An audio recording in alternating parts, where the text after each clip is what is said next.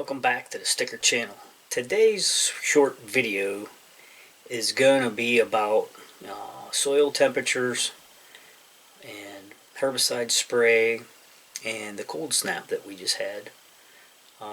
First of all, let's handle the soil temperature thing. Now, a lot of folks have just went through a period where they frost seeded, and we got some nice warm days.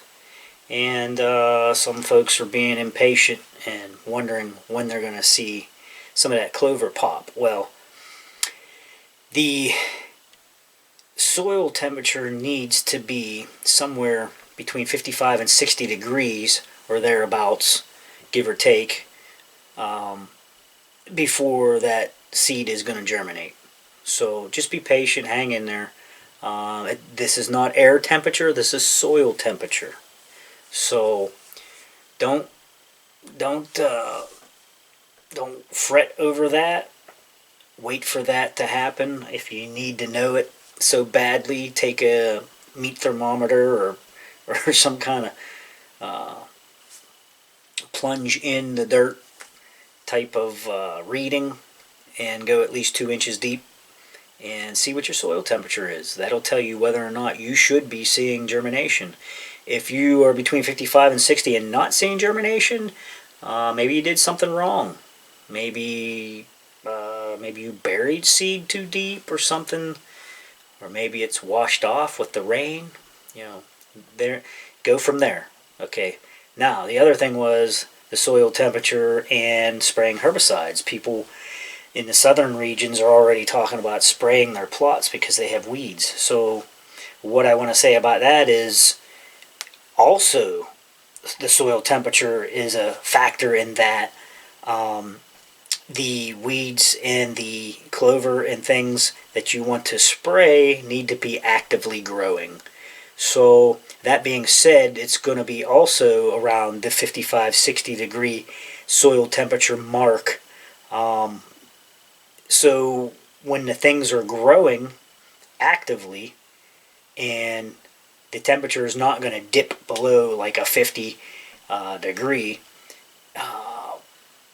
that would be soil temperature. The herbicide will translocate to the roots and kill the weed, thereby not hurting your clover and eliminating that possibility of choking or smothering out the desired plot.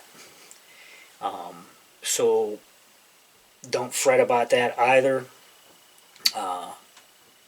Guys are asking what herbicides, whatever. I like to use IMOX. IMOX takes care of grasses and broadleaf at the same time. Some folks like to get fancy and put the surfactant in with it, or a crop oil or whatever. To whatever your preference, go ahead if you'd like to. I've never done that. I just sprayed it straight.